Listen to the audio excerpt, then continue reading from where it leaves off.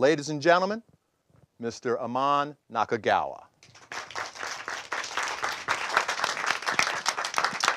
Hey, Aman. Thank you, Professor How Ruff. you doing? Good. Good afternoon, everybody. Thanks for coming, and I'd like to also thank Professor Ruff for inviting me to speak among a very talented group of speakers. It's an honor and a pleasure to be here. Coming to the Success Conference really distinguishes you for your interest and concern for the most important leaders of the future, you. So I look forward to sharing some research and descriptive statistics with you on college graduation, retention rates, and rates of attrition.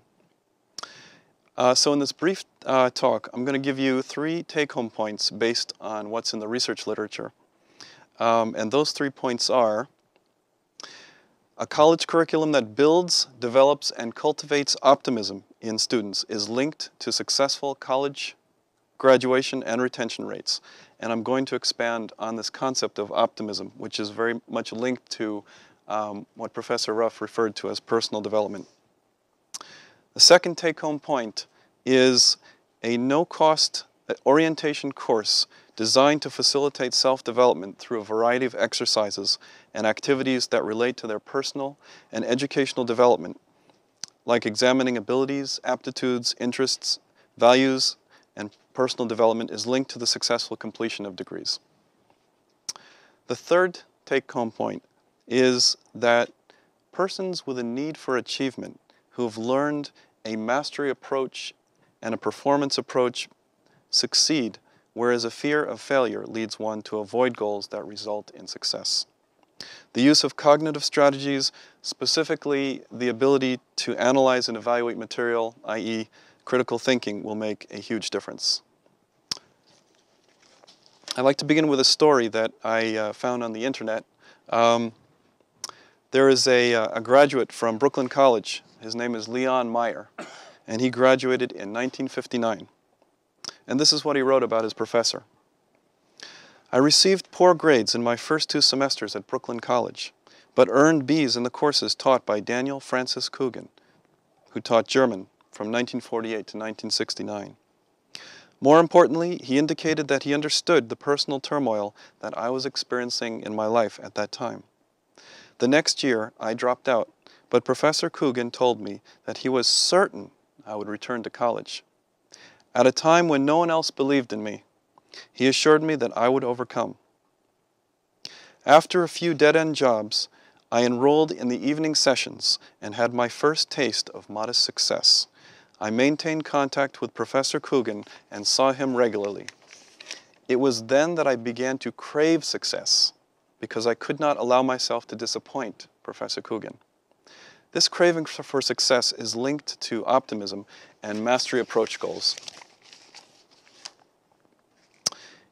In a publication, a peer-reviewed publication in the Journal of Applied Social Psychology, more than a quarter of adults over the age of 25 have completed a high school diploma, and slightly less than a quarter of these have college degrees in the United States.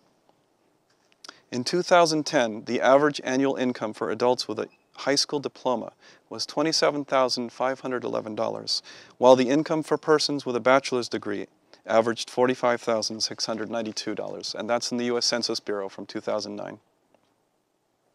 The American College Testing Service reported that 26% of college freshmen at 4-year colleges and 45% of college freshmen at 2-year colleges never graduate.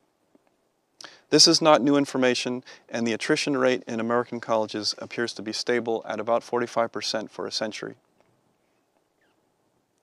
So during this graduation season, why should you care about increasing the nation's college attainment rate?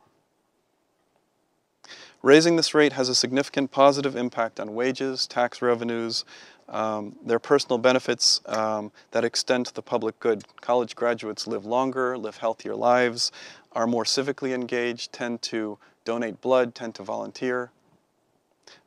They have increased professional mobility, more hobbies, more leisure activities, according to the Institute for Higher Policy, and earn $1 million more over their lifetimes than those with only a high school degree.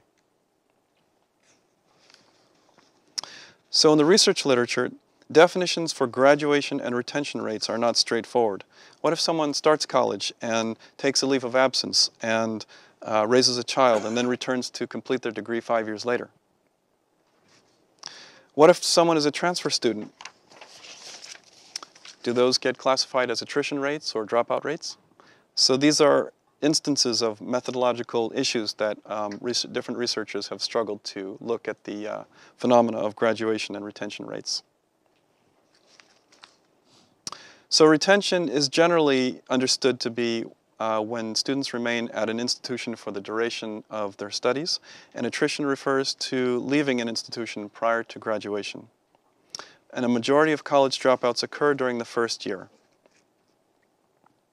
According to American College Testing's annual National Dropout and Graduation Rates report, approximately 29% of incoming students drop out before the sophomore year. Successful completion of the first year in college appears to be essential for graduation. So I will be talking about an orientation course that is geared toward preventing that dropout rate in the first year. There are specific theories regarding retention. One is Aston's student involvement theory, and his theory states that as students increase their physical and emotional investment on campus, their rate of retention increases. So what are some ways to inspire, motivate, and increase a student's physical and emotional investment on campus? There is a body of research literature that describes a quantitative relationship between college graduation, retention, attrition, and this idea of optimism. Optimism is defined as having a generalized positive outlook on important life outcomes. There are certain retention variables in the literature, like SAT score, ACT score, high school GPA, previous academic performance. These are called retention variables. Motivation is affected by importance of an outcome, expectancy of an outcome, or emotional energy and strength. Motivation may follow from optimistic experiences. So the key is to how do we increase optimism? Optimists see positive outcomes as possible. Optimists see the glass half full, not half empty. Optimists have higher goal engagement, as reflected in goal importance and commitment to achievement. You ever hear a group of persons complaining and everyone else wants to get in line because they want to have a turn? So this is a time to shift one's thinking and say, I have to remove myself from that environment and focus on something positive. Because those thoughts tend to be very powerful. They lodge themselves deeply into your subconscious, and then they have a life of their own. So when you cultivate positive thinking, your chances for success increase, and your ability to handle difficult and stressful situations also increases.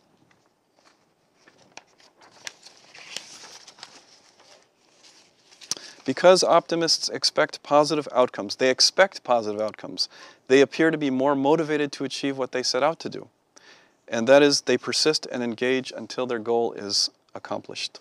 And because optimists expect positive outcomes, they often work harder and longer in order to achieve their goals. There's the study that supports the orientation course program was published in 2004 by Derby and Smith. And a relationship between this program and student completion of a degree was found. The orientation program was designed to facilitate self-development, where they met in small groups to examine their abilities, their attitudes, their beliefs, and focused on their development. Did anyone have an orientation course when they came? Was there one? Yeah. So there is greater numbers of students who dropped out who didn't take this orientation course in the study. So it seems that there are naturally occurring resources within the university setting, within the college setting, that can link one to a successful graduation rate in college. There's the third study that supports that if you desire success, your motivation will direct your mind to master the tasks required to get there. And if you're afraid of success, your mind will use strategies that move away from it. Results from that study indicated that students high in need for achievement not only work to keep relevant information active in short-term memory, this strategy is called rehearsal, but also paraphrase and summarize material, which is called elaboration, and manipulate information to facilitate learning, this is called organization, and analyze and evaluate material, this is critical thinking. And the cognitive strategy that has the most impact was critical thinking as being the most effective in terms of being able to facilitate understanding.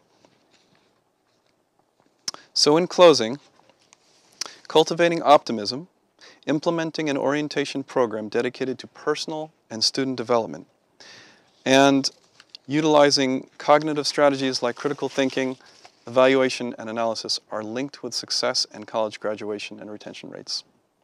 Thank you. Thanks, Aman, very much. Thank you, Professor Ruff. Always a pleasure. Always. All right. Thank you. Now, thank you very much, Aman. It's always a pleasure to have you here to really frame it in statistical terms.